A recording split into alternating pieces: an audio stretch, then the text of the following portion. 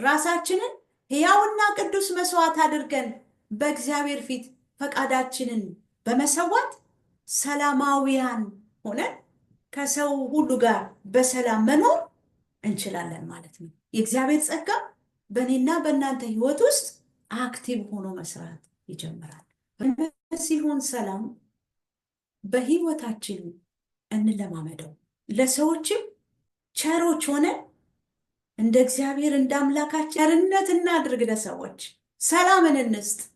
ምናልባት የሚያሳድዷችሁ ሰዎች አስመርረዋችሁ ሊሆን ይችላል፣ በጣም አቁስለዋችሁ ሊሆን ይችላል። ግን የእግዚአብሔር ቃል ይቅር በሏቸው፣ ይቅር በሉ ስላለ ማሰብ ያስፈልጋል። ለራሳችን ማሰብ አለብን። ይቅርታ ካልሰጠን እግዚአብሔር ይቅር አይለንም። ብዙ ነገሮቻችን የታሰሩት እዚህ ላይ ነው። ብዙ ነገሮቻችን የተያዙት እዚህ ላይ ነው። የሚፈታውም በዚሁ በእግዚአብሔር ቃል ብቻ ነው። በመልካም አሸንፍ እንጂ በክፉ እንዳትሸነፍ። አንተ ሰማያዊ ዜጋ ነህ።